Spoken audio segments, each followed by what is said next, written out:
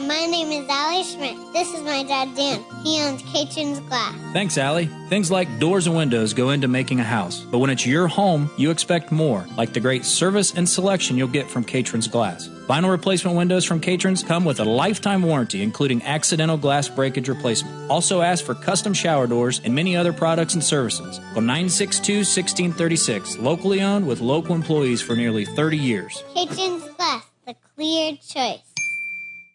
Welcome to the BeTempered podcast, where we explore the art of finding balance in a chaotic world. Join us as we delve into insightful conversations, practical tips, and inspiring stories to help you navigate life's ups and downs with grace and resilience. We're your hosts, Dan Schmidt and Ben Spar. Let's embark on a journey to live our best lives. This is BeTempered. What's up, everybody? Welcome to the BeTempered podcast. I don't know what episode number this is. That's usually Ben's part, and Ben is... He is not with us today. He's down in Tennessee with his family. They're doing a big Pee Wee football event.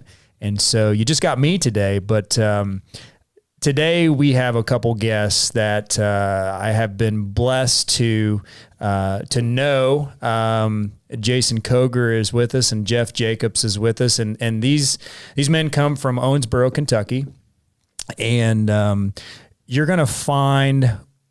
these stories to be remarkable. We bring on guests that have just amazing stories of perseverance and resilience. And, these two guys are right there with it. And so I am extremely grateful for you guys to come up here and to record this. So Jason and Jeff, welcome to the BeTempered podcast. Thank you. I appreciate it. Yeah. So I'll give a little brief talk about kind of how I met you through the world of podcasting and social media. I listened to the Live Inspired podcast with John O'Leary.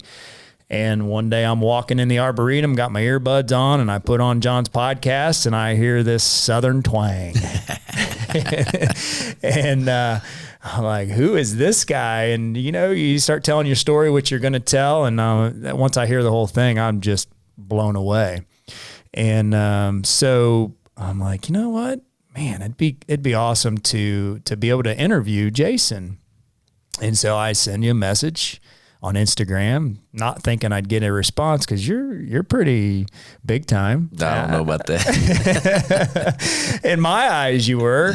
And within, I don't know, a couple hours, you messaged me back, give me a call, here's your cell phone number. I'm like, holy cow, okay.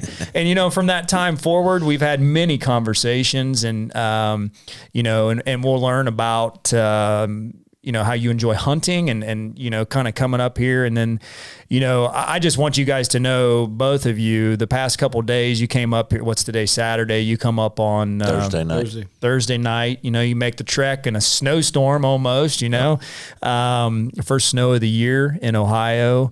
And I am so grateful that you guys came. And Jeff, I didn't know you from Adam. Jason brings you along, and then I get to learn your story, and I'm like, holy cow. I call Kevin, our producer, and I'm like, man, we got a couple stories here. We got a couple amazing men, and so I'm just grateful for you being here. And, we've done a couple events, the first night with a local, some youth groups. And then yesterday at National Trail Schools, that was awesome, for them to hear your story. And so with that, people aren't here to hear me, they're here to hear you guys. So Jason, I would like you to kind of tell your story from the beginning, and then we'll get to that big event that happened and it completely changed your life. Yeah, absolutely.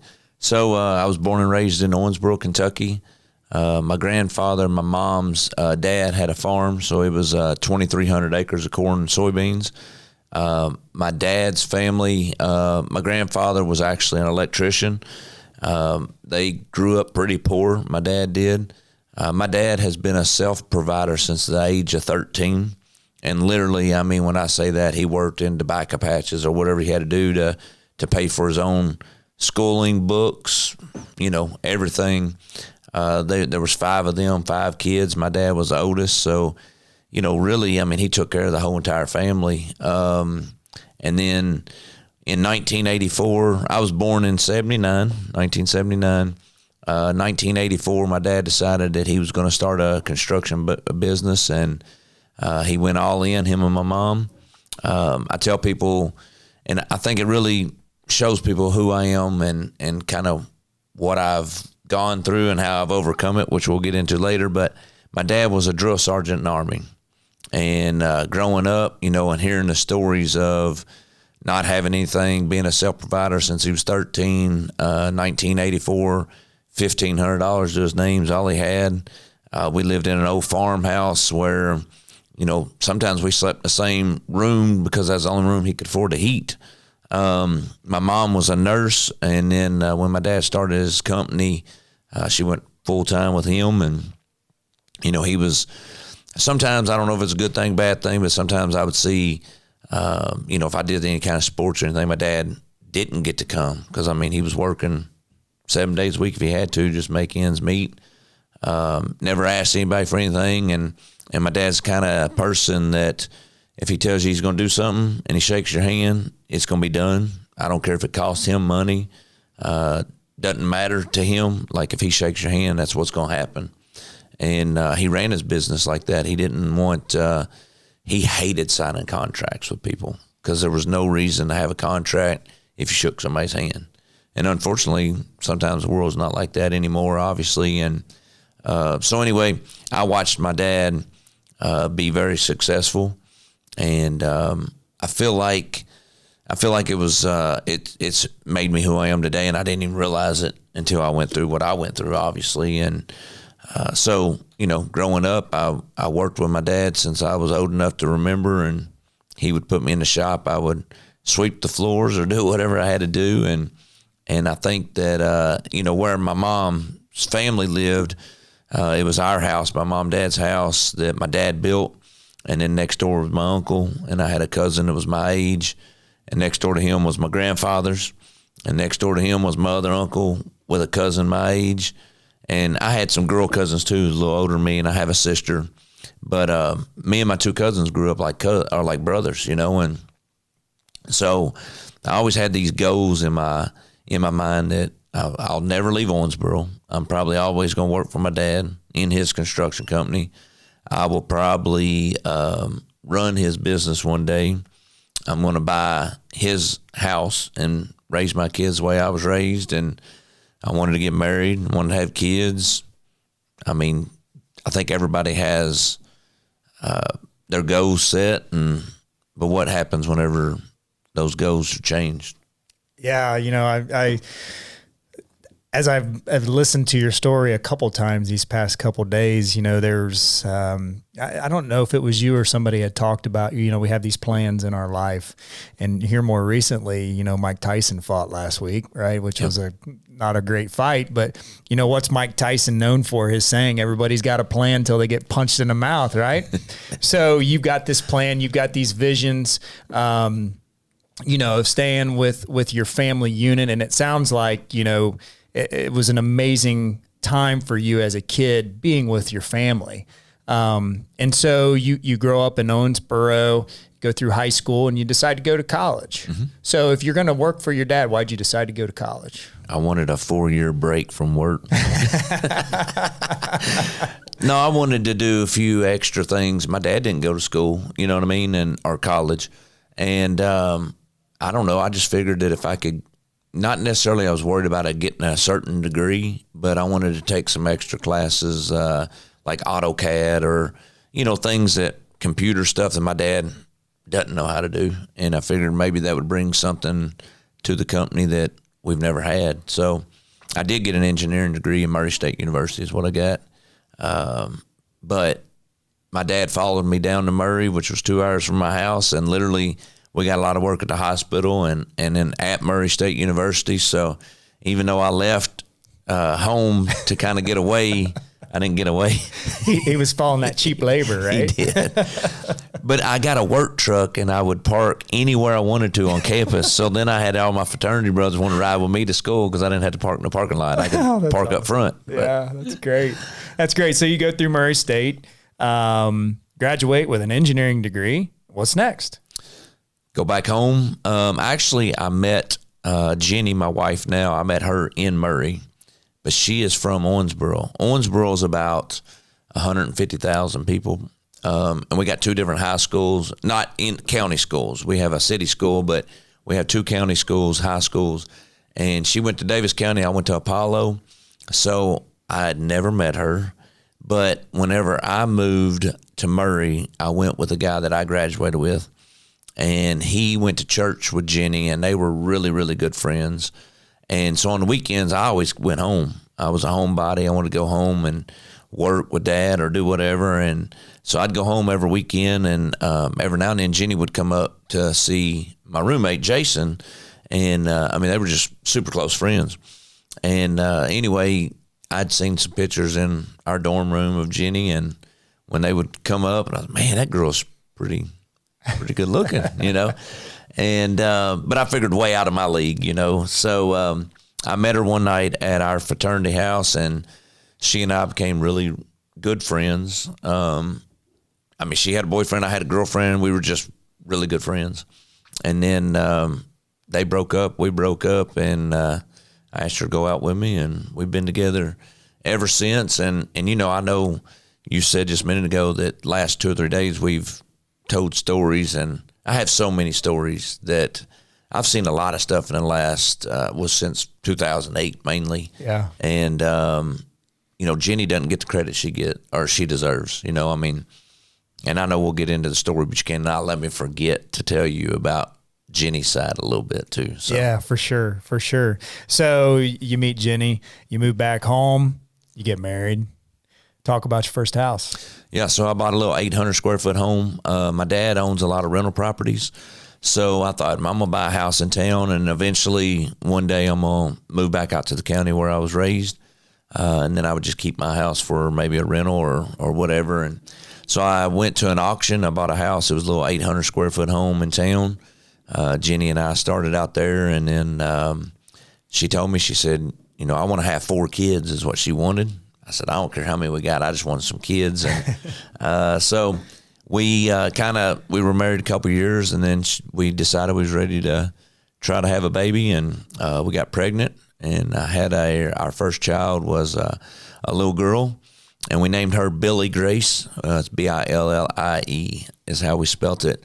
So right before we got married, Jenny and I, her dad and Jenny were very close. We were at her house, and me and Jenny was going to go to town one day, and I had not asked her to marry me, anything like that, but I knew I wanted to marry her. So we were leaving her house, and her dad was mowing the grass. And he had stopped mowing and walked over to us and told us bye. And it wasn't, I don't know, it was kind of different. If he was mowing, he would have probably waved and gone on. We went to town, whatever. But this day he got off the lawnmower, walked over, gave her a hug, kiss. We left, and we had just made it to Owensboro. And Jenny's mom called me, and she said, Billy, his name was Billy, Billy was in an accident.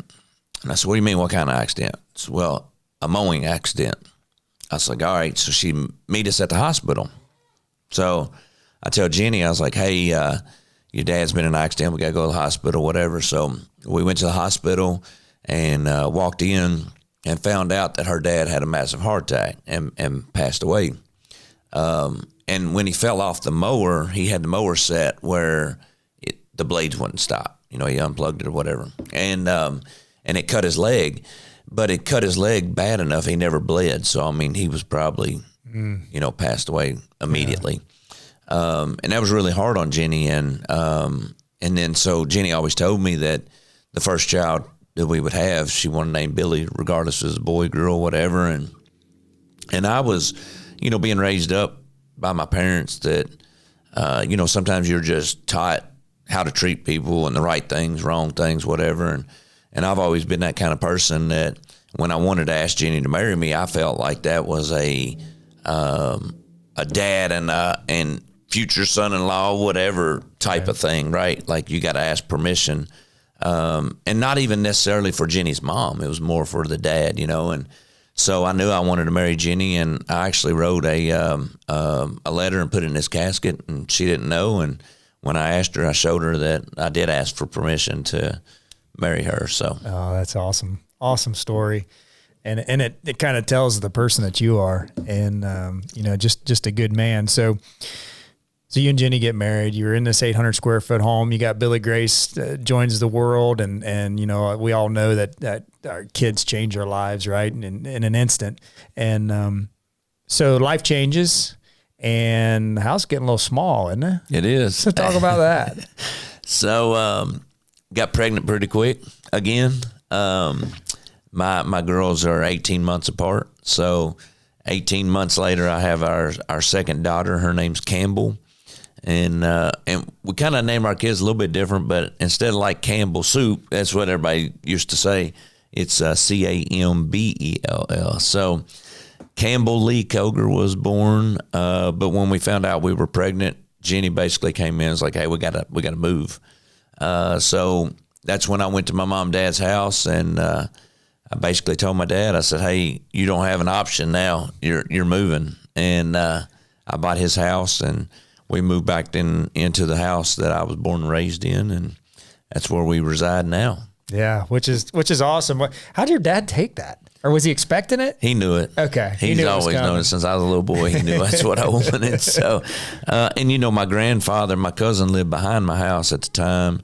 He had a little trailer back there, but my grandfather had passed away, and he actually moved in my grandfather's house. So now it's my house. My uncle still lives next door. Now my cousin, then my other uncle, and then my other cousin actually lives in town. He's not out there yet. So, so you move into your childhood home, your family, surrounded by your family. You got Campbell's on the way, and you're working a lot. Yes. Yeah, we were working about 712s for about a year. We were working at TVA. Everybody called it Paradise. It's a power plant is what it is. It's in Muhlenberg County. And so we were working there quite a bit. Me and then some of my dad's brothers, they also, so my dad was a pipe fitter. We were in the union. My dad was a pipe fitter. My uncle was a boilermaker. My other uncle was a teamster. My grandfather was an electrician. So we had like all the trades pretty much in the union. And so me and my uncles were working at TVA quite a bit. And, we were just 712s. About all we were doing is working. Didn't have a whole lot of time to spend money. Was making really good money. I mean, when you work overtime, double time, holiday pay, all that, I mean, you're rolling in some pretty good amount of money. And for whatever reason, and I know I haven't shared this with you, but for whatever reason, I was working so much that I was putting extra payments on my house. I mean, I didn't have time to spend money anyway. So instead of paying the minimum or whatever you had to pay, I was like, man, let's double it up or whatever. So I got really close to paying my house off before. That's awesome.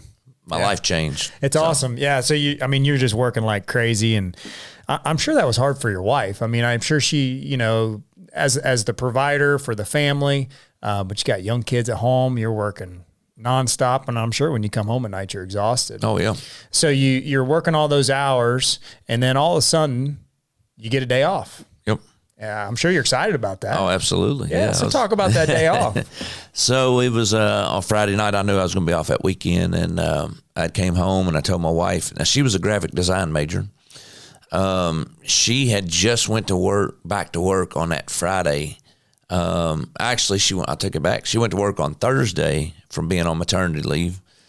Friday, I guess it was Campbell or Billy. I don't even remember which one. One of them had an ear infection. So she took off the next day to take care of whichever girl it was for ear infection. That night, told Jenny that I was going to do some honeydew projects around the house and do whatever. I mean, it was going to be the first warm day of the year, and when I say warm, it was probably in the 60s. It was, warm enough you could just wear a short sleeve or a long sleeve T-shirt is what it was. No jacket, none of that. And there was a railroad track, little train ride inside the mall that year. And so I told Jenny, I said, tomorrow morning I'm going to take the girls to the mall and go on this little ride or whatever. And I took my niece with me. And So went to the mall and did this little train ride, and then came home. And actually what I was doing was I was taking a ceiling fan down is what I was doing. I was going to replace the ceiling fan. And I took it down already, and I got a buddy of mine that's an electrician, and I'd called him, and anyway, missed call. He didn't answer my call, and he tells me this all the time. So anyway, he didn't answer the phone call, and then about that time, my wife, Jenny, was going to do some wedding invitations for my brother-in-law, and so anyway, they were working on this and on the wedding invitations, and I went outside and decided to go around my farm on a four-wheeler, just a quick little ride that somewhere I've been my entire life, somewhere I could go, I could close my eyes and ride around the farm, and I've been around it millions of times, So I went out, got on my four-wheeler, and there's a gravel lane that's beside my house, and it's a U-shape, and it ends up in the back of my grandfather's house, which is where the grain bins are. So, this trail is probably, I don't know, a quarter of a mile, maybe less than that, maybe. So I took off, went behind my house, the first corner to the left, went around it, and then I was looking across the field, just not paying a whole lot of attention. The next little corner of the last part of the U-shape, there's a culvert right there, and that's the only place that you can cross. And I got to it, and I noticed that I seen something, and I hit my brake pedal on my foot pedal, and I kind of slid into this thing that I didn't know what it was. The sun was on that side of the farm, on that side of that's the side I was driving in. I was driving into the sun. But there's a hill right behind it, and it was cornfield that year, so the corn stubble's still up. And everything just blended in, and I hit this thing that I didn't see, and whenever it bounced off the front rack of my four-wheeler, it bounced up and landed. It hit me in the chest and landed in between my body and my handlebars, and I noticed it was a down power line. So I looked at the line, and I looked to the left, and I seen the telephone pole was leaning towards me, and the guide wire broke. And I looked over to the right, and there was a field pump. And when I looked at the field pump, automatically I was like, well, maybe somebody, my uncles or whoever, turned the power off. There's no power to this line. I'm on rubber tires. Maybe I'm all right since I'm on rubber tires. I don't know. And then I just decided, I called my cousin. I could see him in the back of his house. Called him. He came down to where I was. And I decided by the time before he got there, I picked this line up and I backed off of it just enough to let it go. And it was still on the front rack of my four-wheeler, right there by the front rack. My cousin got there behind me, and we started talking. And I know when I tell my story, everybody's like, man, this took 30 minutes, but it was within a minute, or two, whatever. And I told my cousin, I said, man, I hit this line. I said, it's down power line. I don't know what to do, but I said, I'm really afraid that there's going to be some other kids in the neighborhood ride four-wheelers. And if they're wide open, I'm worried about somebody getting decapitated, And I told him, I said, I've already touched it. I already picked it up, got it off of me. I said, I don't know what to do. And I was looking at him, and I said, I know we need to call the electrical company, but I said, I wish that thing was just this high. And whenever I threw my arm out to say, this high, like to kind of show him the height that I wished it was, next thing I remember is vibration going through my body, and I took 7,200 volts of electricity. And a minute ago I told you that I took that ceiling fan down, and when the story went around that I got electrocuted, man, that electrician I called thought he didn't answer that phone, and it was his fault, kind of, you know what I mean? And but anyway, I took 7,200 volts of electricity, and I felt this vibration going through my body, like all my bones. And when you get electrocuted for 30 seconds, and then it shuts the breaker. And then it comes back on, it goes off, goes on until whatever's on it will be burnt off of it pretty much. So I took it for 30 seconds, and whenever it shut off, it threw me off the back of the four-wheeler, stopped my heart. So, literally everything was black. I couldn't see nothing because I was knocked out for 30 seconds. And then whenever I hit the ground, my heart started back up. I hit the ground hard enough that started my heart back up. And when it started up, I woke up, and felt like I was on fire. My cousin had already called his dad. I was running, trying to get down into the ditch, and my cousin was pulling me out of the ditch because, I was wanting to cool off. I literally felt like I was on fire. My cousin had called his dad, so his dad come rushing back there in his truck, and you can only imagine, I'm sure he was running 100 across the field. My other cousin was at his house, and he noticed that my uncle was coming down back this farm so fast. So he came down there, and he went down there just for a minute and immediately went right back to the road because you couldn't see where I was from the highway or from our road. So he went down to the road to wait on the ambulance to show him where I was. And when he got down to the end of the road, and he wasn't back there with me just for a minute, or less. And so he decided he'd call my mom, and he called my mom. And so my mom they were in town. I don't know what they were doing. And my sister was with my mom. My dad was with her. And he called and he said, Jason's been in an accident. And my mom said, how bad? And he wouldn't talk. And so, the first thing my mom was like, well, where's Jenny? And Charlie said, she's at home. And she said, was Jenny back there with him? And he said, no. And she said, did you tell Jenny? And he said, no. And she said, what are you going to tell Jenny? And he said, no. And she said, Charlie, is he still alive? He didn't say nothing, and I'm sure then my mom could tell that it wasn't good. And my mom called my wife, and my wife came back to where I was, in the back of the field. So for context, for those that don't know, 7,200 volts of electricity, what's compared to that? It's more than the electric chair. So someone getting electrocuted on death row is taking less volts than you took. Yep. I mean, that just puts all that in context. And so,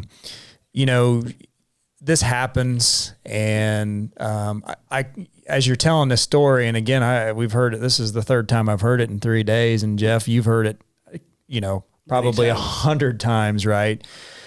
I put myself in like your parents' position and hearing that, getting that call, and you just can't imagine when someone tells you your son's been in an accident, and they realize the severity of it, and they ask, is he still alive? And there's silence on the other line. I just can't imagine that, and then, Jenny gets the call, right? Yep. So talk about what happens from there. Yeah. So, Jenny didn't know where I was. She went out the front door, and this was, when I got electrocuted, it shut my whole neighborhood down. So even my neighbor knew exactly what time it happened because, our lights were flickering. Jenny was at home, and she was on her computer, and I tell people, it's like, for a split minute, second, however long it took for her to get that phone call from my mom, when that power went off, she was probably, I wonder what that was for. I wonder why that power went off, and probably still cutting up with her brother, and, had no clue that for those 30 seconds that the lights were off, that her husband was the cause of that, right? Or was back dying, or however you want to put it, and then you get that phone call, and she runs out the front door. My next door neighbor across the street had came out, and I think evidently heard her yelling, whatever. He come running across the field, and I think she said, I got to find Jason. He's been in an accident. So they jump in my pickup truck. It was sitting outside, and then he drove around the farm, found me. The ambulance was already there, and I was already starting to get loaded up in the ambulance, and Jenny gets in the ambulance with me, and we're going to Owensboro Hospital. And really at that time, Jenny kind of was like, well, really nothing wrong with him. He's talking. He's wrapped up a little bit. And she said she could see a little bit of blood where my thumb was, wrapped up or whatever. And so we're on our way to Owensboro Hospital, which is not very far. And I remember telling her, I was like, hey, I'm going to lose my thumb. I was like, I got electrocuted. She had no clue until we was in the ambulance what even happened to me. I said I was electrocuted. I ran into a power line, I said, electricity came out my left thumb and basically blew it off. And I said, it's barely hanging on, but I'm going to lose my thumb. And I said, so, you know, I told you earlier that my grandfather passed away 3 months before this happened. My grandfather was a single arm amputee. He got it caught in a corn picker when he was 29 years old. And I was 29 at this time too. And I told my wife, I said, you know, Papa lost his entire arm and I'm just going to lose my thumb. I said, I've watched my grandfather drive combines, cut tobacco, pick up hay. I mean, it didn't slow him down. So I was like, it's really not that big of a deal. So I get to Owensboro Hospital. Surgeons are running in and out. I hear Jenny hears a surgeon say, this kid could lose his arm, and we got to get him out of here. And she was like, I don't know if they're talking about Jason or not, you know. And so they come in and basically say, we got to get you out of here. We got a helicopter coming to pick you up. My mom and dad, they said that I was going to go to Nashville, Tennessee. So mom and dad and my sister jump in the car. They take off towards Nashville. Jenny waited with my brother-in-law, which is my sister's husband. She was waiting with him because she had to sign release forms for me to even get on the helicopter. So she couldn't leave the hospital until I was on. Helicopter came, and they loaded me in a helicopter, feet first, right in the back of the door. My feet was touching the front windshield next to the pilot. My left shoulder was touching the side window. And then I had a nurse to my right. And you have all that equipment to keep you alive. And then a nurse behind me. And then I was basically laying in her lap. And I don't know if you've ever been in a helicopter life flight, but you kind of sit a little lower than the rest of the helicopter. It's kind of dropped off where the bed is. And the reason that is for, you know, blood, whatever, you know, and then that way there's a hole down there that they can actually wash the stuff up, you know. And so, I mean, I remember seeing all that kind of stuff, which I wasn't bleeding like that, but it's just kind of weird how you kind of drop in a helicopter, you kind of drop down 4 inches deeper than everybody else, really. You kind of like isolated in your own little world there. And so we get in the air and we go right over top of where I was injured at. I remember seeing out the window, seeing people still down there. And then they cathed me in the helicopter. And when they cathed me, I remember seeing my urine, and it looked like Dr. Pepper. Something I'll never forget. And then they stuck a needle in my jugular vein right in the side of my neck, which is how they were going to prep me and get me ready for surgery. But they would not give me any kind of medication. And not knowing, but the medication would have slowed my body down from fighting, and it was literally fighting to stay alive is what I was doing. And so I'll tell you, I'm amazed with your clarity. You know, you take 7,200 volts of electricity through your body for 30 seconds, your heart stops, you hit the ground, your heart comes back on, and you tell this story, I mean, just like we're watching a movie. It's amazing to me that you have such clarity, and I mean, just the detail of the helicopter, right? I mean, it's unbelievable flying over the farm that, yeah. You know, all this had just happened. So you're in the helicopter, you know, you're thinking, man, this is a lot for just losing my thumb. I asked them multiple times, like, I don't know what we're doing. Why are we going to Nashville? Why are we on this helicopter? I don't understand, you know. I mean, you start talking about a helicopter, that's life flight, you know. I mean, that's they don't think you're going to live long enough, or they got to get you to a place really, really quick, you know. And like, I don't understand what we're doing. And then I even remember landing on top of the helicopter, and I know you heard this story when I was speaking, and I left some stuff out because I think confuses some people because, well, I'll say it now, but I remember landing on a helicopter pad and getting in an elevator. I remember going down, elevator doors open up, and the first person I seen was another cousin of mine. So when I say that, everybody's like, good Lord, this guy's related to everybody. But Charlie, my cousin that waited for the ambulance at the end of the road, his sister lives in Nashville, Tennessee. So my dad had called them and said, I need somebody that Jason knows there because I don't know if he's going to beat us there. And I don't want him just being with nobody. Nobody can ride with you on a helicopter, right? Jenny's on her way down there by now. My brother-in-law is probably running 100, to get to Nashville. It's a 2-hour drive from my house. So the first person I seen was my cousin, and she leaned over, gave me a kiss on the head, and I remember that the person that was pushing me in the bed wasn't stopping. Like, it was you better run beside the bed and give him a kiss because we got to roll. And I remember going down to the end of this hallway into a room that basically looked like a morgue. Everything was stainless steel. The bed was stainless. Everything was stainless. And that room was called hydro. And hydro is where they take a pressure washer and they wash your dead skin off of you.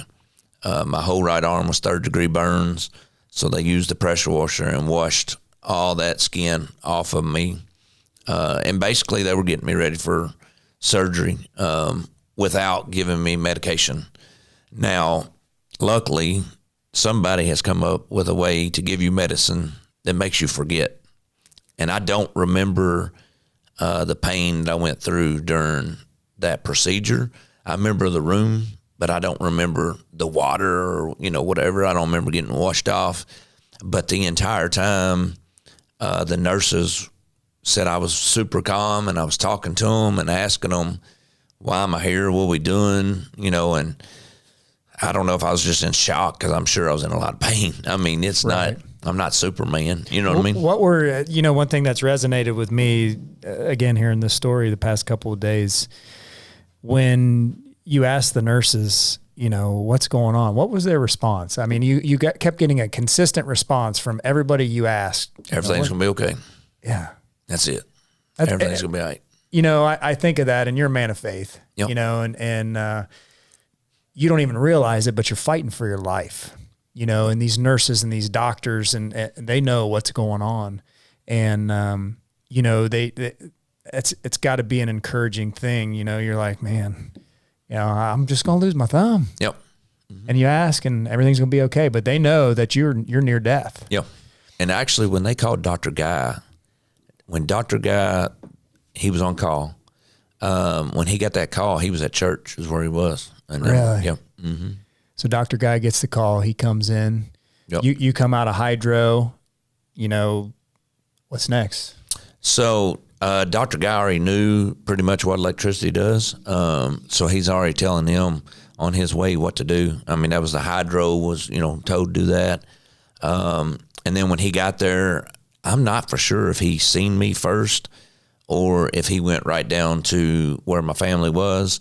And I know I said there's 150,000 people in Owensboro, but it's still a very small community. The word went around super quick. When Dr. Guy went down there, it was my mom, my dad, my sister, my brother-in-law, Jenny, and Jenny's sister.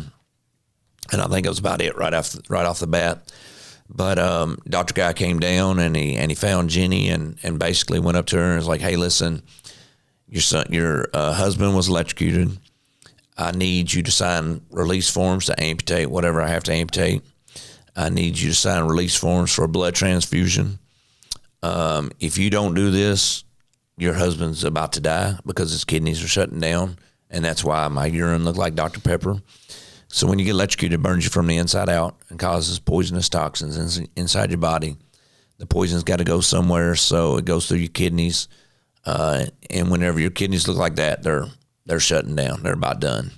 If they would have shut down, obviously everybody knows what would have happened. I would have died. So Dr. Guy tells her all that stuff. He's like, I got to get him to surgery now. And if you don't sign these, like, he's going to die. And basically I think my wife was like, I think the first thing went through her mind was, the girls still deserve to have a dad. Like, I don't care what they got to amputate, I don't care what they got to do. Like, we're going to sign these papers and we're rolling on with it. And I'm sure, her and dad and mom is like, we'll worry about what he thinks or how he's going to take it later on. You know what I mean? Because I don't know. I don't know what's going to happen. So I think the doctors right then, like, they're willing me into surgery, into the OR.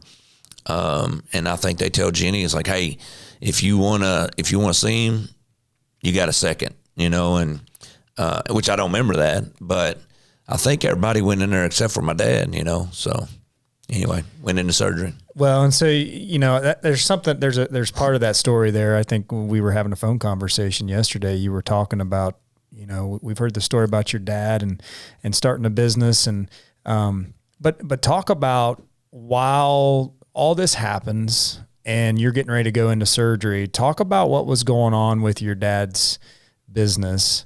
And, cause you tell me that and owning a business, I start thinking about those things, and I put myself, in your dad's position. And if you're my son, yep. And, not only just my son's been in an accident, but talk about what he was going through at that time. Yep. So we built the largest gypsum plant in North America. It was in Wheeling, West Virginia, where they make drywall. And we had finished the job. They were making drywall, and we ended up in a lawsuit because they didn't want to pay us for the work we've done. And, was it partly my dad's fault? Probably, because he didn't get a contract signed.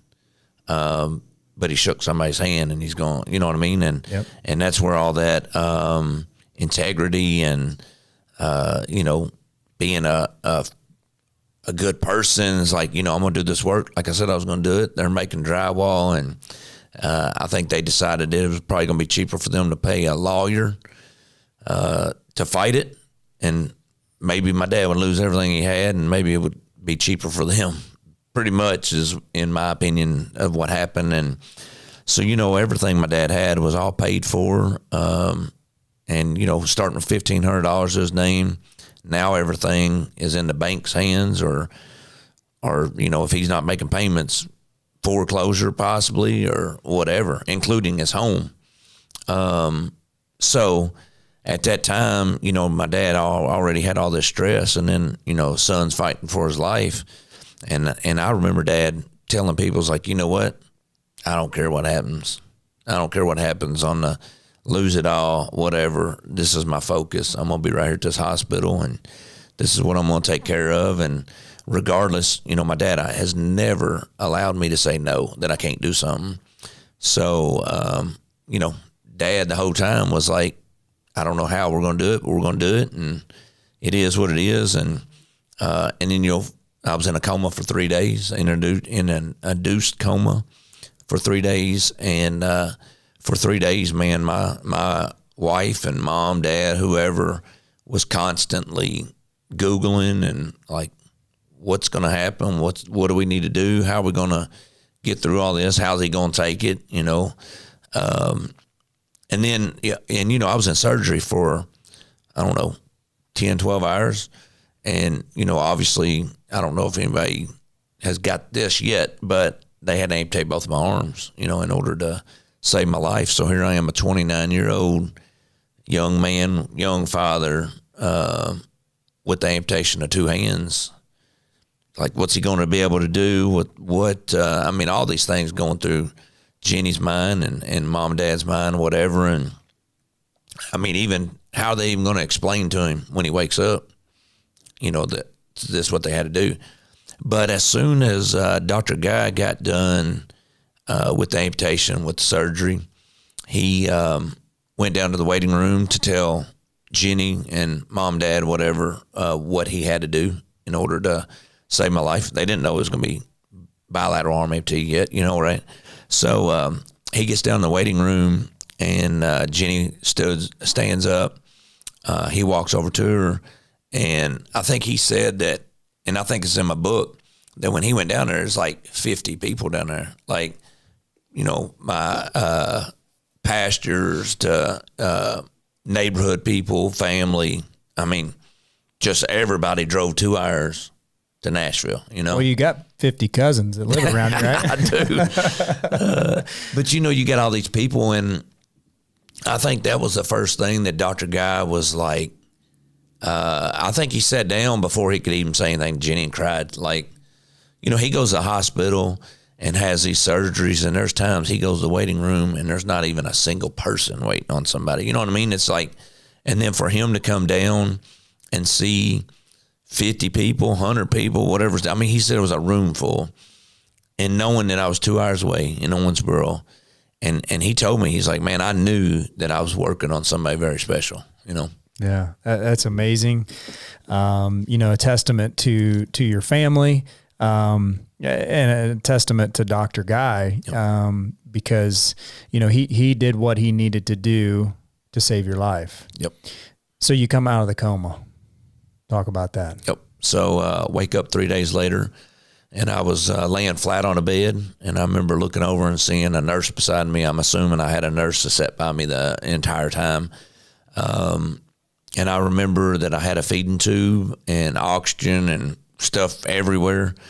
And I remember that I couldn't talk really good. But, I basically reached over and asked her, I was like, I want to see my dad, or I think I just asked for my dad. And I think it's because, I had that respect and knowing that, if dad said it was going to be all right, mom and dad say it's going to be all right, it's going to be all right, but I didn't even know. I mean, I couldn't look down. I could still feel my hands. Still feel my hands today, right? And I'm laying flat on this bed. It actually broke my neck, or I had a small fracture in my neck and my back as well. So they had me laying flat on this bed, strapped down basically where I couldn't hardly move.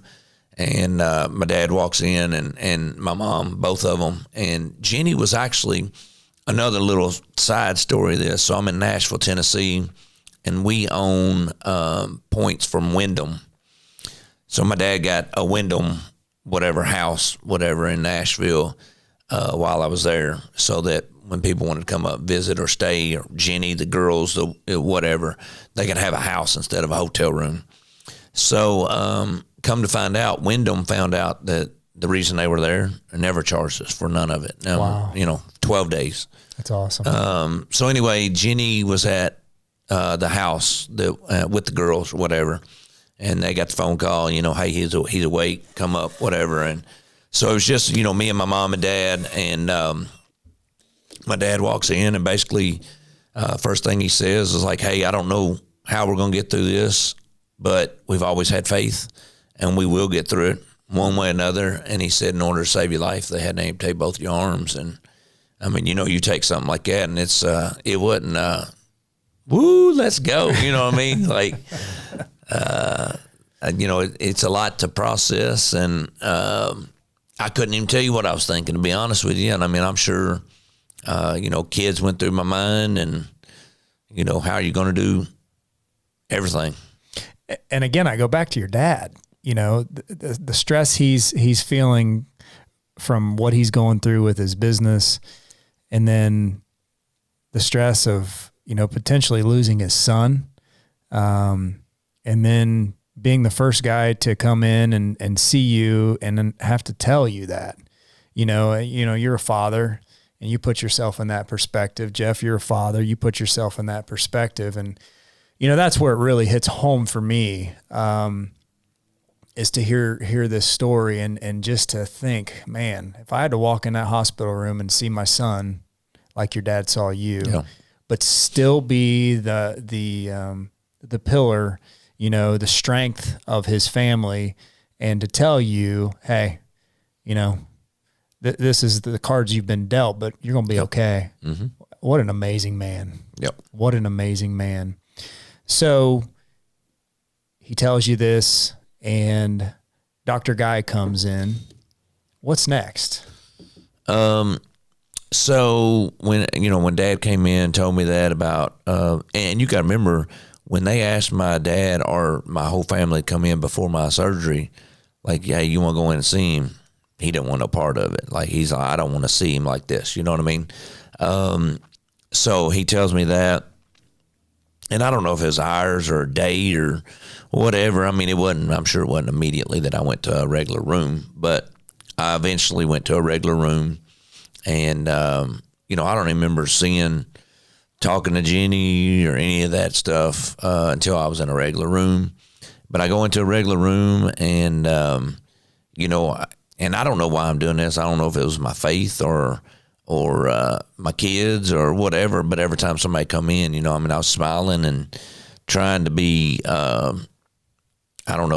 maybe I seen that from my dad, trying to be the stronger person out of the whole situation, you know. And so there's several pictures that people see me in the hospital, and every one of them, everybody says the same things. Like, man, you're smiling, you know, like, I don't know how in the world you're smiling. But anyway, Dr. Guy walks in one day, first time I met him, and he sat down with me, and he explained getting electrocuted, what it does to your body, kidneys, why they amputated, you know, all the medical stuff. And Dr. Guy told me, he said, I'm going to tell you that I will be the only doctor that you see or that makes decisions on you. He said, some hospitals, some doctors, they're off tomorrow, so, you know, somebody else going to take care of you, whatever. He's like, they're going to call me. And he was a big NASCAR fan too. He loved NASCAR. So Tony Stewart was his guy, right? So there's 3 NASCAR people from my hometown. The Green brothers, the Wattrops, they all live in my hometown. So I'm really close with the Green boys. And so anyway, I got a car even. I even got a car from Tony Stewart autographed for Dr. Guy. But anyway, that's another story here in a minute that I haven't told you yet. But so Dr. Guy comes in the room, sits down with me, and he says, Jason, I want you to come up with a goal. I want to help you reach a goal. But he said, you're going to be in the hospital for months. And he said, you know, I want you to think like be very clear on what you want to be able to do, but make sure it's a goal that you can reach. And I'm sure he asked everybody this, but I don't know what everybody else comes up with. So anyway, he went to stand up and walk out of the room, and I told him, I said, hey, Dr. Guy, I know what I want. And it was just me and him. And he was like, how do you know what you want? You know, he's standing at the door, and I said, well, come in here and I'll tell you what I want. So he come in there and sat down next to me, and I said, listen, you know, I got 2 little girls at home. Billy was 21 months old. Campbell was 3 months old. I said, I just want to be able to hold them again. That's it, you know. And I was even told that, you know, me being able to have kids again, probably enough electricity, I won't, you know, be able to have kids and anymore. You know, Jenny wanted 4 kids, and I can tell you now that after rehabs and getting better, I got a son now. That wasn't supposed to happen. So, but anyway, I told him, I said, you know, I got to be able to hold my kids again, and that's all I care about. And you know, if I can do that, everything else will work its way out. And then I think it was the next day, Dr. Guy comes in. He's like, hey, your girls are here. And he said, I'm going to bring them into your room. And I said, no, you're not. I said, I'm going to the waiting room. That's where I'm going.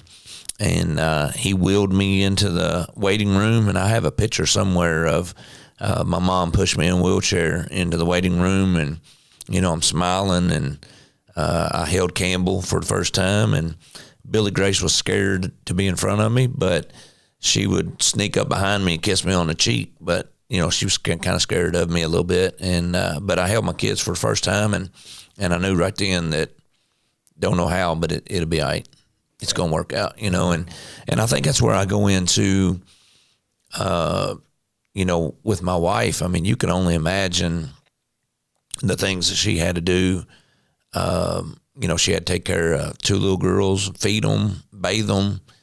She had to feed and bathe me. You know, she was 28. I was 29.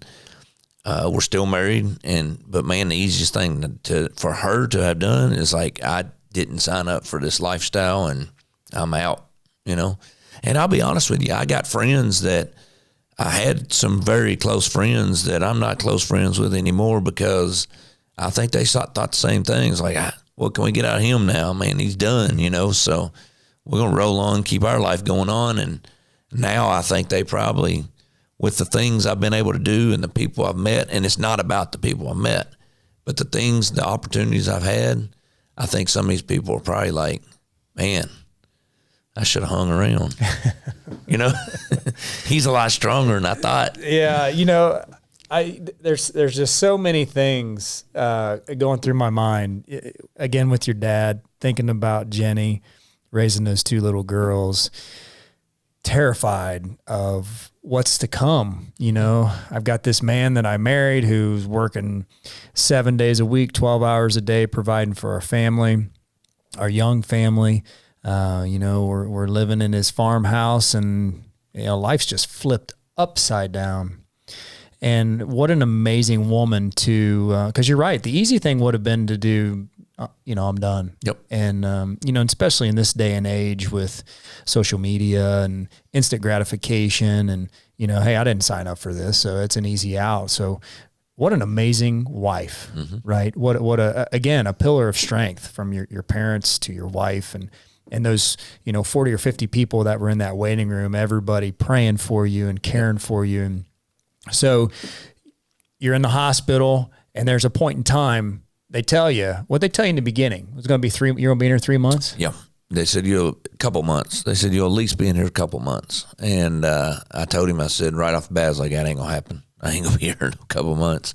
And I asked what I had to do in order to get out. And, he gave me a list of stuff that I had to get done. And then, I had that engineering degree. So I made a little contraption to feed myself while I was at the hospital. And I think everybody could tell. I was like, man, this kid is pretty determined to still live his life, and so anyway, I was only in the hospital for 12 days, but the 12th day, so 3 of those days in a coma, like 12 total days from losing my hands. Dr. Guy walks in the room and he says, man, listen, if your mom and your wife will become a nurse, I'm going to let you go home. And I said, well, they're going to become a nurse because I'm coming home. I'm going home.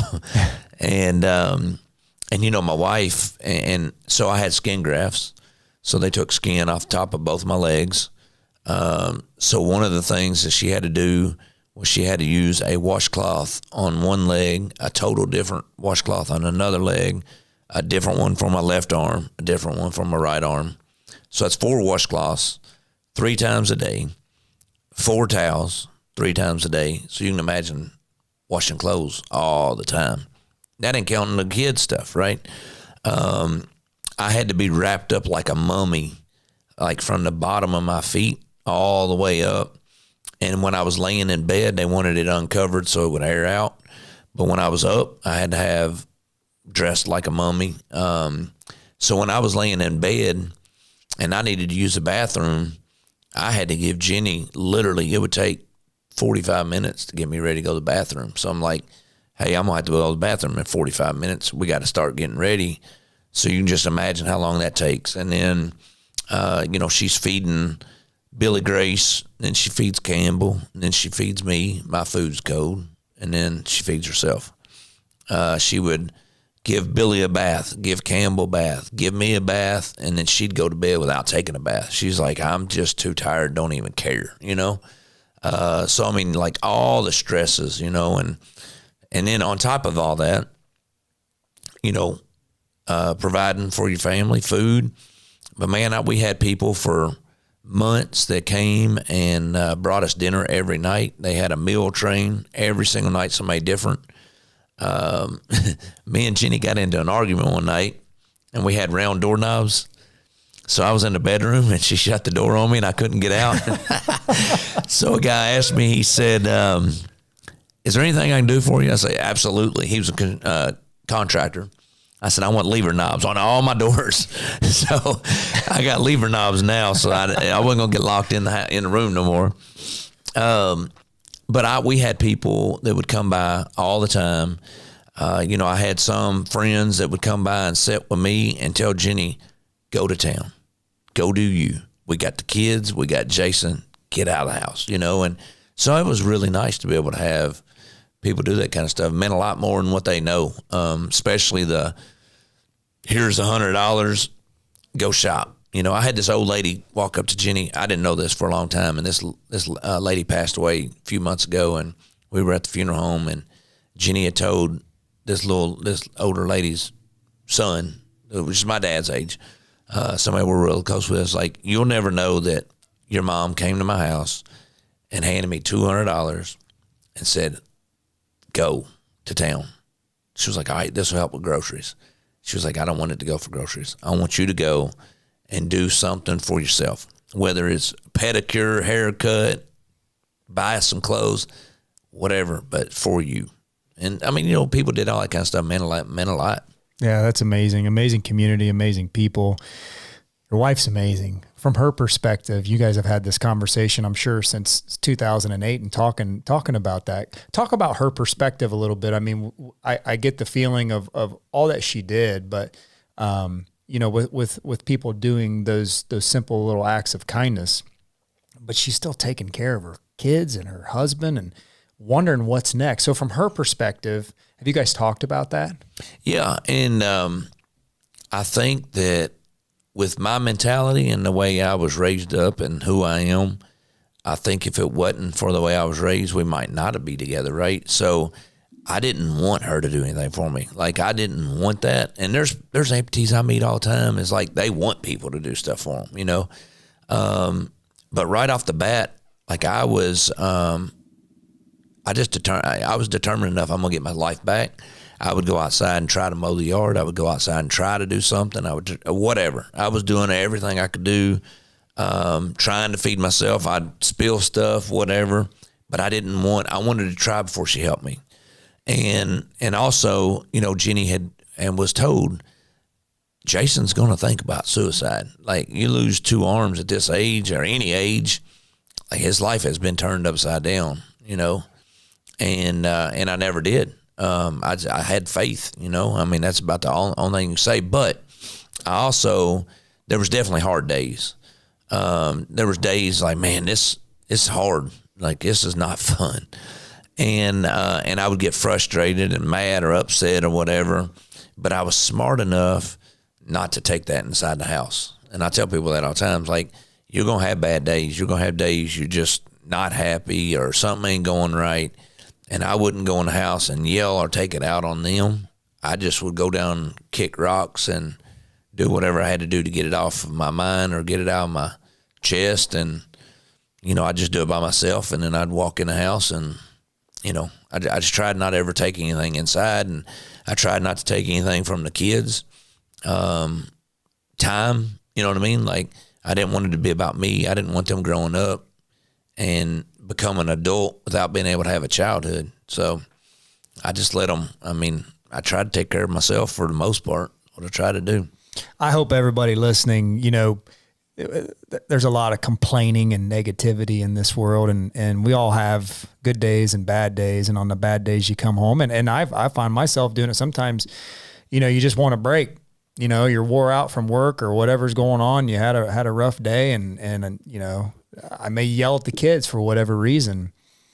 And then I meet you and I think about this guy who loses his arms, who has, what you just said was just absolute gold for anyone. When you have a bad day, is to think about Jason Koger, whose life has just been completely flipped upside down. But you recognize that, you know what, I'm not going to let this hold me back or hold my family back. It's truly amazing, man. I know you've talked to a lot of people throughout your lives, amazing people with amazing stories like yours, but you are truly one of a kind. You really are. To hear you talk about how, I got to get myself right so that my wife can live her life, so my kids can grow up, and so that I can be their dad. So it's amazing. So you go through all that and you're Googling, right? How can I be the man I used to be with my arms? Yep. So talk about that. So I started Googling. Well, actually, Jenny did that when I was in hospital mainly. So she knew about these bionic hands. And so I started doing research, and I ended up going to a prosthetist and asked about these bionic hands and was told that I would never get them. The insurance will say no. They're $100,000. Like, it ain't going to happen. And I was like, well, we're going to try anyway. And we tried and got denied and got denied and got denied. And I told you earlier I was in the union. And, and I know you get into politics and everybody's thinking, unions automatically Democrats, Republicans, but it doesn't matter, right? Right. When you're in a brotherhood of a union or a fraternity of a house, whatever it is, you got this, it's like a family. And the UA president in Washington, which he works with the president, whatever president, he is the one that was in the office as trying to get wages up or whatever. He's with the president. So he found out about my accident and immediately started making some phone calls. And so I'm sure that didn't hurt. But I got accepted, and I became the first person in the world with 2 bionic hands because my insurance said yes after many, many failing letters that it wasn't medically necessary for me to have prosthetics. And I always told Jenny that when I laid in that hospital bed, I felt like I was the only person in the world that lost an arm. I had nobody reach out to me, nobody to be able to find me. I didn't know there was anybody else out there like me. And then, you're fighting for insurance and you're fighting for this and that. And I always told Jenny, I was like, whatever I do, I will make sure that people know that I'm there for them and I will be there for them. And I will fight an insurance company for somebody else. I will show up, and I have showed up at meetings and say, why'd you tell this guy he didn't need something? Because I got it and this is what I can do. But I don't get paid to go see people that's lost limbs. And if I hear about somebody on the news, I do all I can do to find them and talk to them and reach out to them and be there for them, because I don't want them feeling alone, because there's not very many people like this, You're a good man. I mean, you are a good man. And I know, Jeff, you and I had some conversations and you became friends with Jason, after the accident through some hunting and things like that. And you made that comment. You and I were walking the other day to the tree stand and you said, I don't know if you realize how much Jason does for people. And kind of talk about that a little bit as a friend. So he's pretty humble about what he does. I've seen it from the inside out. He helps a lot of people. We talk 2 or 3 times a day. He'll, if he's telling you the right thing, if he finds out somebody's hurt, he finds out how to get a hold of them, and he'll fly on his own dime. That's what he has to do to go help them. But one thing I wanted to add while you were talking about Jenny. And I'd never seen this till right before we came up here on this trip. So he didn't even know I know this. So when you went back to tell Campbell you were leaving, I looked on his kitchen table and his wife's Bible was open. Mm-hmm. And I knew she's pretty religious. And she had a notebook there and had notes from Bible verses, pertaining them to her daily life. And that just really, it kind of puts all this into perspective of why this is all work for them. It's so much faith. But he answered your call and you said you were surprised. I was shocked. He answers everybody's call. Yeah. He's pretty famous in a lot of people's eyes. Oh yeah. If you call him, he's going to call you back. He's got that blue check mark on Instagram. Yeah. That's what my kids said. Yeah. And we've met, I've had the opportunity to meet a lot of really cool people just being his friend, right? And a lot of people know a lot of celebrities and different things, but when he shows up, it's like they really know him better than the rest of the people. Yeah. I mean, he just touched a lot of people's lives. Yeah, just down to earth. I mean, and that's, that's what's drawn me to, your story obviously is what kind of made the connection, but when I get to talk to you on the phone, and I think first time I was talking to you, you were driving to the movie theater, or you were going to take the girls to a movie, or your son or something to the movie theater. And, we're just talking like we've been friends forever, and it's just so awesome because, from my perspective here, I'm seeing you and we'll talk about this a little bit, but I'm seeing this guy on Hawaii 5-0, and we can talk a little bit about RoboCop, he's your buddy and how all these things kind of progress. So, we get through to where you're starting to make a recovery. You get these bionic hands. Talk about how that kind of changes things for you. Did you just slip them on and it was nice and easy and you just... it took time to figure out. Like being mechanically inclined, I understood how they worked. So it wasn't as hard for me to use them as somebody else maybe. But I started going to the shop, just taking stuff apart just to do it. And a lot of frustration, but I wanted to be the best prosthetic user in the world. Like that was my goal. I want to be the best.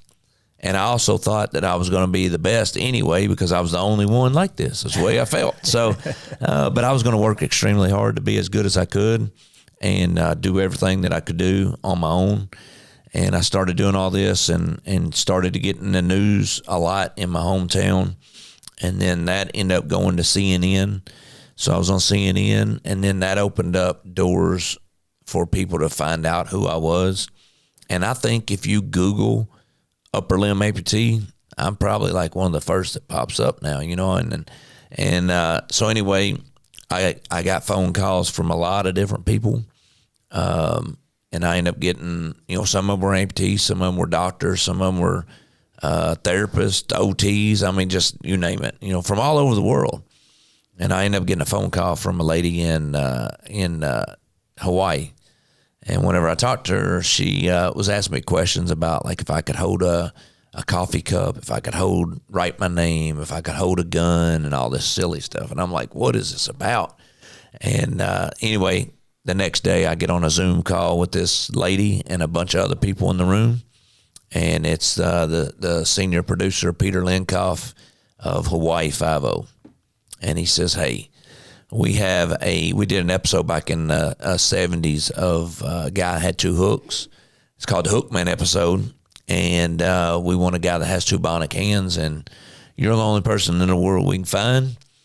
And they asked me if they could hire me to be the bilateral arm amputee in this new TV show. And I said, yeah, sure, but I I'm not an actor. So they said, oh, you don't matter. We got an actor. We got RoboCop from the 80s going to be you, and you're going to be the hands. And so anyway, I accepted the job, and I went to Hawaii and filmed this episode. It took about 2 weeks, a little over 2 weeks to film. And, you know, the first time I ever went on set, and I tell people this all the time, you can put Taylor Swift in front of me, and I can promise you, if you give me 30 minutes with her, I'm going to have her phone number time I leave. Like, you know what I mean? Like, I'm just like, I think that they understand I'm not in it to ask them for something. Right. I don't need nothing from them. And so anyway, I get on set, RoboCop's laying on the ground. He's got the same clothes I got on, and they asked me if I'd lay on top of him and put my arms underneath his armpits and pull the trigger. And I thought they were joking. And long and short, I spooned RoboCop for 2 weeks. And he even took me to dinner. So we became really good friends. We came real close. I mean, super, super close. Yeah, yeah. Which is it's hilarious. And so Peter Weller, who was RoboCop, and for kids my age, or not my age, but for my kids, the younger generation may not know RoboCop, but Google him and you'll see that was a pretty famous movie back in the day. And so you get to know Peter Weller and talk about how that friendship has kind of evolved and where it's kind of went. Yeah. So he called me right before that show aired, and it was a few months before it aired.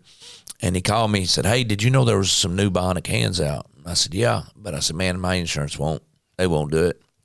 And he said, "Well, it don't matter if insurance will do it or not." He said, "I called them and told them if they wanted their name on this show, that they are to send you the new bionic hands." So I think for them, it was a big advertisement thing, and they were like, "Heck yeah, we'll send him some." So I became the first person in the world for the second time to have the newest bionic hands, and that opened up a door for whenever Touch Bionics watched that episode, they were like, "There's no way he did that." I was like, "Yeah, he did." And then they pulled me in, and I started doing some testing for them, and I think they realized, how good I was using the prosthetics, and so now I'm an ambassador for Touch Bionics, which was bought out by Oser, which is a really, really big company based out of Iceland, and the engineers are in Scotland, and they have home office in California and in Ohio, and man, it just, Peter Weller opened that door for me, and then he and I became super close, super good friends. We talk. He almost treats me like a dad. Like if he doesn't tell me on the phone that he loves me when he hangs up, he'll text me, "Hey man, I forgot to tell you I love you," and so he had asked about coming to Owensboro, Kentucky one time, And, my son Axel was born at the time. And so Peter Weller flew into town to spend a weekend with me, and it was around the anniversary of my accident.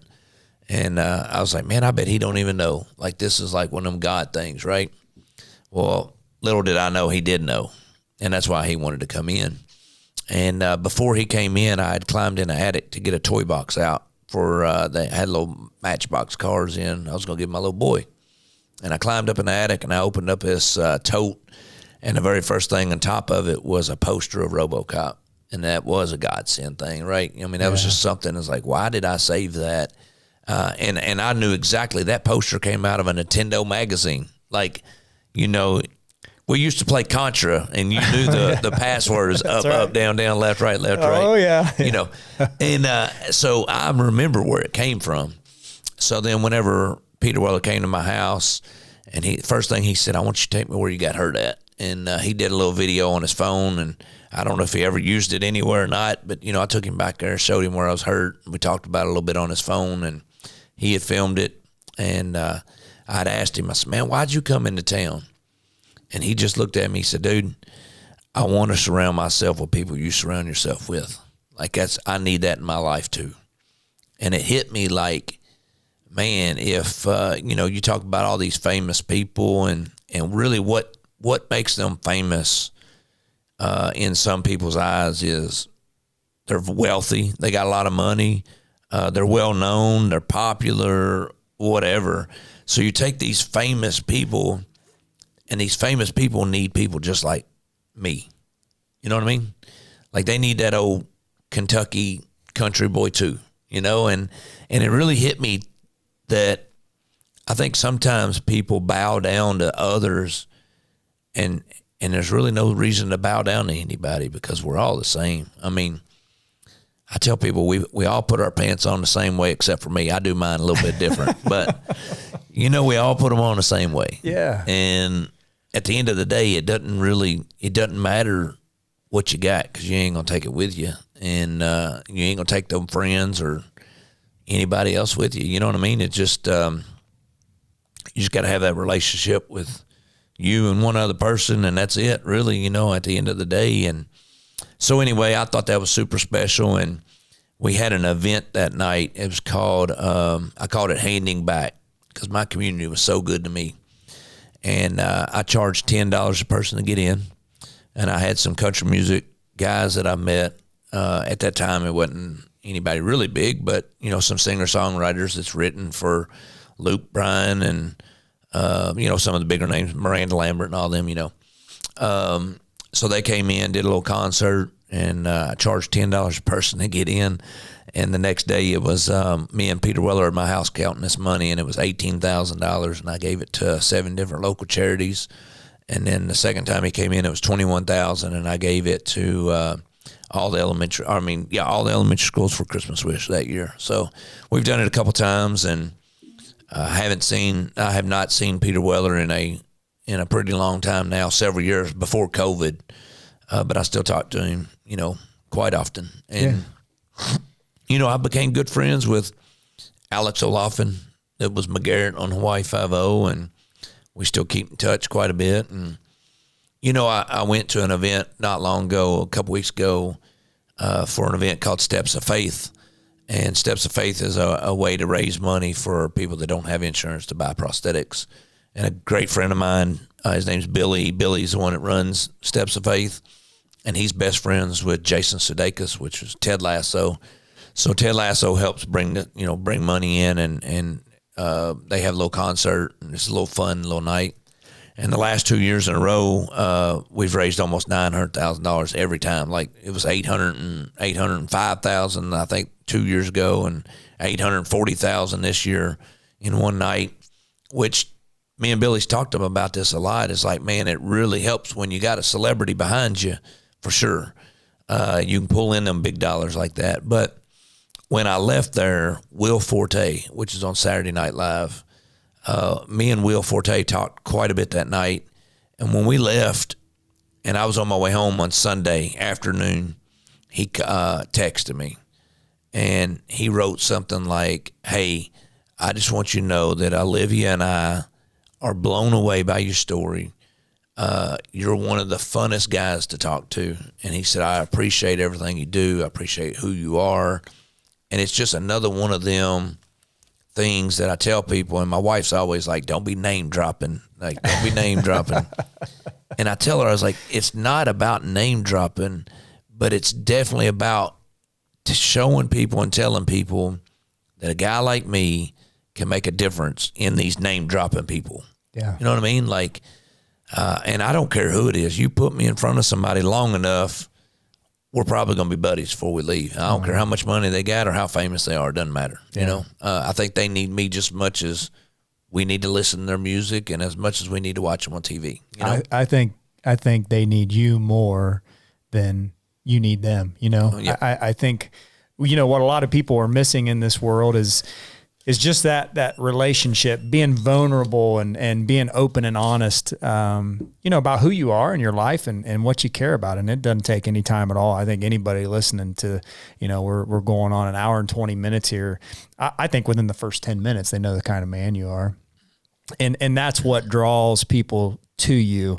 You know, the amazing thing is what has happened to you and how you overcame that. You know, you overcame it for yourself because you wanted to provide for your family. You wanted, you know, to provide and raise your kids and hold your kids' hands and coach your kids. And you said you were running the scoreboard the other night at Axel's basketball game and, you know, just living a normal, everyday life. Yep. It's, you know, anybody out there who's going through anything, this has to be an inspiration to you to understand that it don't matter what happens. You know, you can lose your arms, you can lose your legs. You know, yesterday we were at, you know, National Trail Schools and, you know, there were a couple kids there that were amputees or that had prosthesis. And, you know, you got to meet the girl and, you know, the whole time you were talking, there was, I don't know, 400 or 500 people in the gym and I just kept watching her. You know, I kept watching her. She was sitting close to you, Jeff. And, you know, I always try to think, you know, what's someone like that thinking? Because, you know, she's a young kid and with all the social media and everything, I don't know how she feels, but I can imagine that, you know, there's probably every day she says, why me? Mm-hmm. And then here comes this guy with these bionic hands who's just got this amazing outlook on life, you know, what an inspiration, Jason. I mean, what an absolute joy it has been for me to get to know you. I was telling, you know, Matt, we went out to dinner last night, my buddy Matt, where you guys are hunting. He texted me this morning and he said, man, I really appreciate you taking me along last night. And, you know, it just feels like, I've known you guys forever, you know, but really it's been 2 days. And so I see how you would get Taylor Swift's number, you know. I don't think she'd date me. I'm not sure you want that. But so, you know, when you said that about what she was probably thinking, and, you know, as a kid living in that life, I'm sure there's a lot of bullying. Yeah. A lot of, look at me compared to look at you. And I think it's really, really awesome for them to see somebody like me because I don't hide the fact that I'm an amputee and I'm proud of myself. I'm proud of who I am. I'm proud of what I've done. You know, I always get that question. It's like, would you go back to that day and that accident ever happened? And I absolutely would not. And it's not because of the cool people I've met or the cool opportunities I've had. But I truly feel like this was God's plan. This is what God wanted me to do, and I just got to figure out exactly what he wants me to do with it. And I think being able to walk into a room, and if somebody's like, well, you look weird, be like, great, but I'm happy. I'm happy weird, you know, or I'm happy however. I don't care what somebody thinks about what I look like or whatever. And I can inspire people or show people. Even when I go to dinner, I'll have somebody stare at me and they'll be like, I cannot believe you just ate with a fork. And I'm like, it's pretty easy, really, now. You know what I mean? And, you know, you're talking about that scoreboard. I had a guy come up to me and he's like, man, me and my wife sat over there and was like, I don't know how in the world you do the scoreboard, you know, or how you do this and that. I'm like, man, I ain't doing nothing except for living my life. That's all I'm doing. And I think it's really cool, you know, for my kids too. I mean, Axel, he is a big time sports guy, right? He loves every sport you can play. He wakes up in the mornings and he watches, like right now it's basketball, you know, baseball, whatever it is at the time. He watches YouTube and he like really, he's not just watching the game. He's like, I see how they move. I see, like, I understand the game, the rules. I understand the game. And he does that every single morning. And then he's, every other day he's wanting to go work out. And he's 13 years old, right? And every now and then I look at that and I'm like, man, I think this kid has seen me work hard to be where I am today. It's not been given to me. It's not going to be given to anybody else. And no matter if it's this or finances or owning a business, it doesn't matter. It's not easy. You got to work for it. And I see him working for it. And, you know, I asked him one day, I was like, what do you want to do with these sports? And he told me, he's like, well, you know, I'd love one day to be in a NFL or NBA or the major leagues. And he's like, if none of those three things work out, I'm going to be a mechanic, I think's what he said. And I'm like, okay, that's a big difference. But I told him, he said, but really my number one goal is I want to play sports in college. And I'm like, so he's not missing that step. You know what I mean? Like, yeah. I know kids dream and that's great. And I tell them, hey, keep dreaming. But it's not like, hey, I want to graduate high school and go to the major leagues and make $100 million. Like he told me, he's like, I want to go to college. I want to do D1. I mean, his favorite sport's baseball, right? So I want to go to a D1 school and play baseball, and then I'd love to go to the major leagues. If that don't work out, I'd like to go to the NBA or NFL. Or so I just think it's super cool to watch him, and I think he sees it on a deeper level than other kids. Yeah, especially at that age. Yep. Yeah. Yeah. Well, they see me doing it, and they probably see what most people think is impossible. Yeah. And they see the possibilities, you know? Yeah. That's awesome.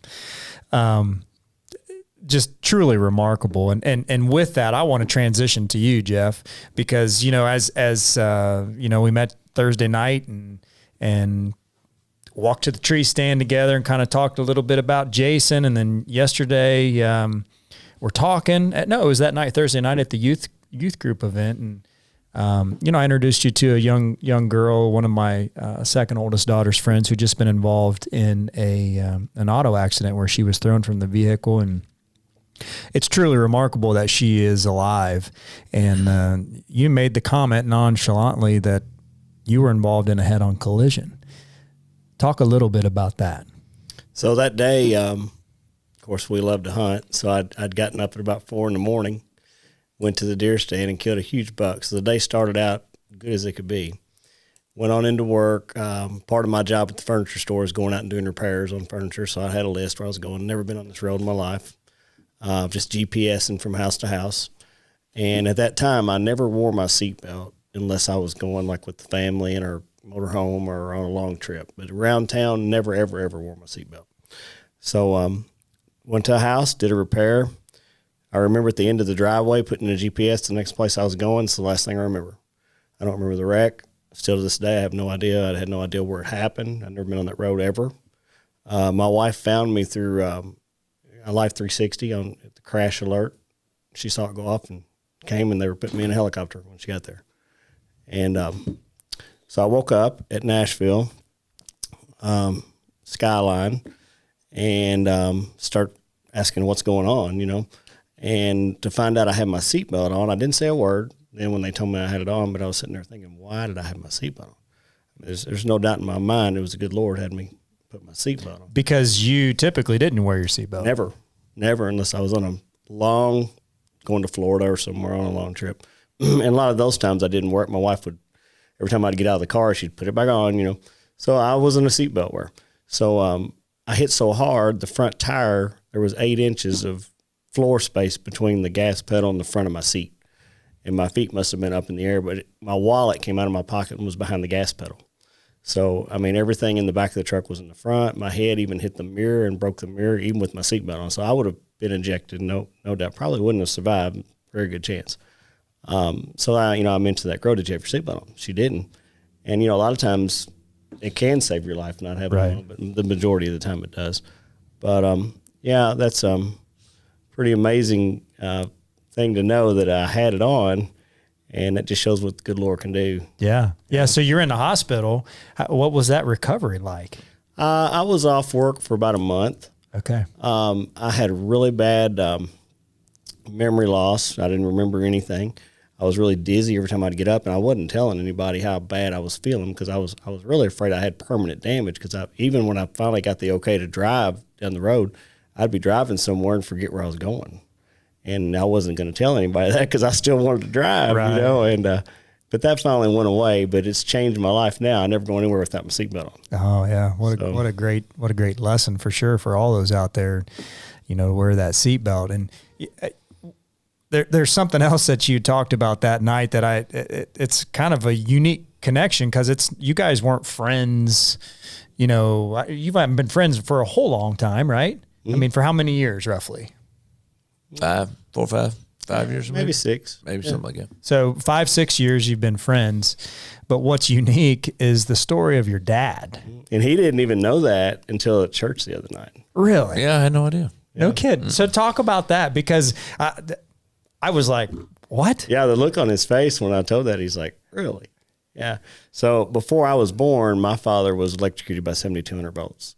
He was on a power line back when they used to climb the poles, you know, and the guy turned the wrong circuit off during a snowstorm, and it electrocuted my dad, and it went in his hand, came out the back of both of his legs and blew the bottom of his boot sole off and the bottom of his heel. And they actually sewed his hand up inside of his stomach to keep the infection off for weeks. And that's what they used to do. And Jason said he, you know, had heard of that too. Yep. But he about died over 7,200 volts as well. So, and here you guys are, you know, what, 30 years or 40, whatever, however many years after that happens to your dad. Talk about how you guys met, because I see a really genuine, unique connection between you two. It's been cool for me. I really, part of my life, I really try to take a step back and I observe people. I've been fortunate through my business. You know, if I'm going to hire somebody or if I'm thinking of hiring somebody, what I try to do before I put anything out there, you know, that we're accepting applications, is I just start watching people. I observe their mannerisms, you know, how they talk, and observing you two guys, I see a special relationship there. And just knowing that it's only 6 years old, you know, it's very unique. So talk about how you guys got connected. So I had a log furniture business at the time where we built log furniture like you see in the Smoky Mountains. So the way I advertised it was taking it to hunting shows and, you know, build my clientele through the hunting shows. And there was a big hunting show at Owensboro. It was a new convention center, first thing they had there. And so I go up there and set up like a couple days before. And I see him running around, had no idea who he was. And, you know, he's laughing, cutting up. Everybody's liking him. And just, I was like, this guy, there's something different about this guy. The more I'd see him, I was like, man, you know, I wanted to ask what happened or what's going on, because obviously I see the hands gone. Right. And so the next day goes by, and T-Bone Turner off the show The Bone Collectors was the paid speaker for the draw for the show. So at that time, he was endorsing my furniture. So he just kind of worked out of my booth that weekend. So I'd message him, and he'd say, yeah, there's a guy picking me up at Louisville Airport, you know, so on. So come to find out, it was Jason. So he sends a picture back of Jason driving, like a selfie, and he's got this real scared look on his face. There's Jason. He said, you didn't tell me this guy didn't have any hands. You know? So immediately they hit it off. Yeah. So I already somewhat had a relationship with him, and then obviously starting a relationship with Jason. So we didn't see each other for a while. We talked quite a bit on the phone. I don't know, we exchanged numbers, just talk about hunting, things of that nature.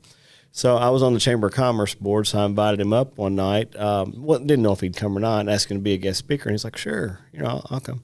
So never mentioned it was going to cost me a dime or anything. Yeah, I'm coming, you know. So he shows up. I said, well, come up early. I'll show you my farms. You know, I knew he wanted to hunt. So we go to this one farm, and I said, man, you're not going to believe what happened here. I said, there was this 180-inch deer at least. And I said, he was standing right there. I was in that stand. I pulled my trigger. It was like 12 feet away, and my gun didn't go off. It just put a dent in the primer. He's like, oh, my gosh, that's terrible. So we get to talking. I said, but it got better because later that morning I shot like a 160. So if you're a hunter, you know, those are a respectable deer. Yeah. So the day turned out pretty good. So as we watched the show that night, his presentation, everybody in there, I look around and, I'd never heard it. And I look around, everybody's teary eyed and, he was, really doing a good job of keeping everybody's attention. And when he got done, it was a standing ovation. And I was like, wow, man, that story was just never heard anything like it in my life. So, and since then, I've got to hear it several times, but it's always the same impression. Like yesterday, I teared up at the high school. Yeah. I think everybody in there. Too, yeah. It just touches you in a special way. But anyway, we kept becoming friends after that. And that night, I said, well, why don't you come up here and hunt that deer? And he's like, and at the time, I didn't know. He'd really never hunted anywhere but your own farm and hadn't even been hunting very long, really, had you? Oh, I've been hunting a while, but it's just on my own stuff. And never really gone anywhere else, And never had anybody offer to let him come hunt. So he said, I don't want to do that. You shoot that deer next year. I said, no, I want you to come up here and shoot it. So he's like, are you serious? A deer like that? I'm like, yeah, come on. So we really didn't even know each other, So he starts coming up. So that's where we got to know each other. We sat in the deer stand like 20-something days. I mean, it was hot, cold, raining, snowing. When I say cold, it was cold. Sleeting. Yeah. Like unbearable cold days. Yeah. And we laughed and we cried and we talked about our families and all of his accident and just pretty much everything you've heard here today. Yeah. And since then, we've just talked 3 or 4 times a day, every day. So what happened to that deer? He got him. So it got on the front of some books and magazines and podcasts, and it was, I believe it was a number 1. He was the 16th biggest in the state of Kentucky that year. Yeah. Wow. Number 1 bow, maybe? Or in maybe. the top I don't 5. remember. Yeah, I think so, yeah. Yeah. Yeah. Wow. Yeah, and it was cool. I videoed it, and he's looking. When he hunts, he has to hold his bow, in his hand the whole time because his hooks are locked on the bow. So he's not like you and I, where he can sit it down and relax. So he's literally sitting there for hours just holding his bow. So my job was to range the deer as it comes in. So I was so tore up because this deer was so big and it comes out, and he's looking through the scope, not knowing what I'm doing. And I never even got the rangefinder out. He's like, "How far is he?" I'm like, he's 80. You're foaming at the mouth. He's 60. Yeah. And finally, he's like, should I stop him? I said, yeah, stop him. So he stops him, and he's, how far? I said, 35 yards. And he shoots, and later on, I was like, I didn't even range him. He's like, are you kidding me? You let me shoot? Yeah, so, yeah, we just always had this real funny, it's a blessing, I feel like, to be his friends. Oh, for sure. It's a blessing to know both of you, man. I appreciate it. And to land this plane, what I'd like to do is, and I want both of you to answer this question. I want you to think about it. It's something I always ask anybody that's sitting here. Is there any quote, Bible verse, anything where when times get tough, it's a bad day or something happens to someone and you just think, why? I mean, what is it that gets you through when things are challenging, Jason? I know you heard me say this last couple of days, but John 13:7, and it says, you may not understand now what I'm doing, but one day you will. And I think that gives me hope, determination, will to live, whatever, knowing that it's all planned out anyway, and we're really not supposed to, maybe we're not supposed to understand why things are happening or why they have happened or why you go through trials and why you go through errors, but one of these days we will. And when I say that, some people are probably like, well, you already know what yours is, and maybe I don't know. I mean, maybe you don't realize that until the day you die, and you go meet your maker, and he says, "Man, good job." I don't know, but I just know that things don't happen on accident, and people you don't meet on accident. It's just things happen the way they're supposed to happen, and that's just the way you just gotta be man enough to figure out that, hey, I'm gonna do what I can to make this right. Yeah. That's awesome. Well, here's a Bible verse. But people, you're making the comment about us being friends and how unique it's been, and we've become close in a short period of time. But, we talk usually every morning at 7 o'clock or earlier. And usually my conversation starts like, man, you're not going to believe what happened yesterday. I had to deal with this. And he tells me, well, here's what you need to do. Here's why this didn't work. So he doesn't realize how much he helps me on a daily basis. And we tell each other, he tells me what happened in his life too. And I think that's why we've become so close, because it's not just about he or myself. It's been a mutual friendship where we want each other to know we're there for each other. Yeah. And a lot of people just don't do that anymore. It's more all about me, So yeah, he's been a huge help to me. And a lot of times when I'm like you, several different businesses going on, and there's usually never a day everything's going right. Right. And before I met him, I think I was a lot quicker to just lose my temper. And now I think, why am I complaining? I mean, look what Jason does. And I see it so much. I really know what he does. So for me to complain, and when I look around these rooms like yesterday and even at the church, I couldn't really see that much church, but a lot of these things we've been to is in the light, and I can look around and see people, and I just look and I read people's minds that they're feeling what I feel. Yeah. Man, why did I do what I did today when this guy's doing what he's doing and never complaining? He's happy with it. I'm ashamed. I feel terrible for complaining, and I think he's changed so many people's lives like that he has no idea about. Yeah. Because not a lot of people come up and say, hey, this is what you've done for me, like I'm telling you now. But I think there's so many people that have experienced what I've experienced that he just has no idea that it's even happened. Yeah. So. Yeah. And I mean, I feel the same way. And I know the kind of man you are. You're like me. Somebody pays you a compliment. You're like, nah, I'm brushing it off. But take it all in, man, because, I don't know what your ultimate purpose is in life.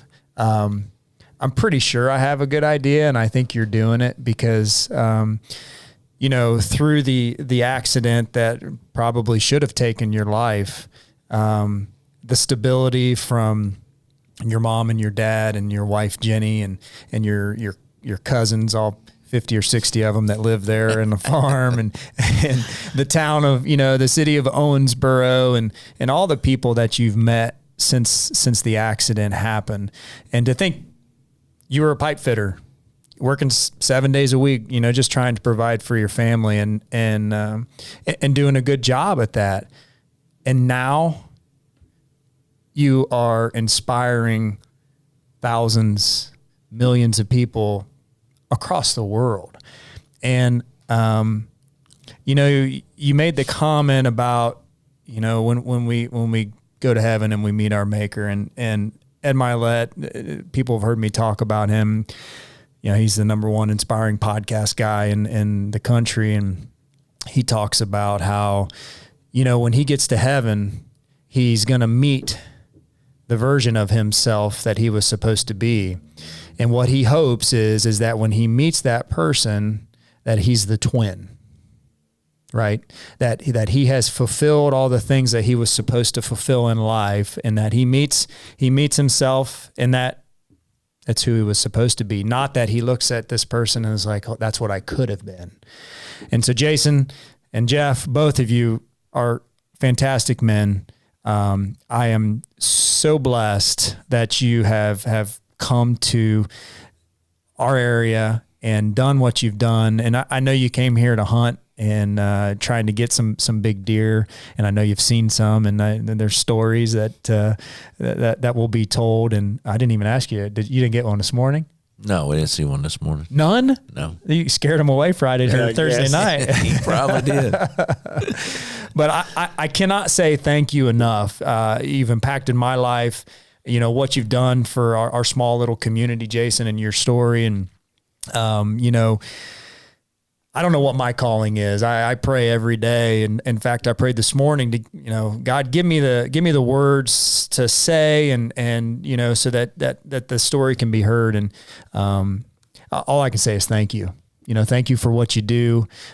Jeff, thank you. I hope that, and I know it will, this will be a friendship that'll just continue to grow. I want to meet your families. Yep. You've met my family and we'll have dinner tonight and I'm excited for that. But thank you. Yeah. Are you cooking? I'm not cooking. No. Hey, I want to throw in here too, the point is everyone has a story. Yeah. And you told a story to me that I've thought about in the deer stand every day since I've been here, because, my son right now doesn't think he has interest in taking over my business, and that's what I'd hope for. And he's really, riding around in the delivery truck with me, like, Dad, I don't know what I'm going to do with my life, And I don't really know what kind of advice to give him at this point because I thought I had it all figured out, what I thought he wanted to do. But you made a point the other day, you took over you went back to the family farm, and that's where you knew you belonged. And to be more diversified, you started the hog operation because you knew the children were going to be there, and you had to be more diversified. And I thought, that was some really great advice, and you didn't even know you gave me. But that's how important people's stories are. Yeah. Now I've been thinking, wow, I know what I need to do when I go back home. I need to do this and that and get him back in the game and show him what he really needs to do. But I was kind of on the down and out, but you painted a picture for me. So. Well, I appreciate that. I mean, it's, and to be honest with you, that's the whole reason I started the podcast because, I heard stories like Jason's and just unbelievable stories. And then I started thinking about, some people you guys will meet tonight, some of my high school friends and their stories. And then it's like, what? Everybody's got a story. Well, young people, what's so important about what we're sitting here doing now, when you're a teenager or at a young age, you can go either way, it's so easy. And it's so important to surround yourself with good people that do good things. And, you are who you're around, Yeah. And, that's why things like this are so important, and you spread the word, and you're doing what you're doing. I mean, you're putting good people together and showing good examples, and if it just affects one person's life, it's worth every second of it. So 100%. I mean, you talked about T-Bone, right? And you talk about how things can go differently, and how he's in a sounds like a bad spot right now because of an amputation. And, you hope and pray for people like that. And that's where you go out and you touch those lives. But at the end of the day, it's up to them. Absolutely. It's up to you to make that decision to, I can feel sorry for myself and think I'm the only one dealing with whatever situation that I've been handed, and, have faith, reach out to those who are important to you, because at the end of the day, a majority of the people want to help. They want you to succeed, and so, it's man, I feel so full right now. I'm so grateful for you guys, and so again, I thank you. Yeah, and I thank you for letting us come down, and I know that's what it was when we talked. I said, I'll do the podcast, and I was like, what do you do for a living? Farm? You own ground? Yes. And then, do you hunt? Of course, I get the phone call. Can I hunt? The phone call in. You're going to love me even more. You don't know what I've lined up now. I said, you owe me. Yeah. That's what I was hoping. I'm like, man, I hope they get a deer. Well, and then, here I was afraid. I think you'd sent me a text about, hey, Wednesday night you guys have church, the kids get together for youth or whatever. Yeah, well, you're coming up on Thursday. And I'm like, I wondered if he'd be willing to do something like that. And then I'm like, oh man, he's going to be here. It'd be awesome to get him to the school, to do the podcast. And then I start thinking, oh man, I don't want you to think I'm using you, and here you were thinking the same thing. So, I don't want him to think I'm using him for hunting. No, it's just awesome. I mean, great people. That's what this life's all about, And so I hope that everyone listening has gained something from this, that no matter what cards you're dealt, you can get through it.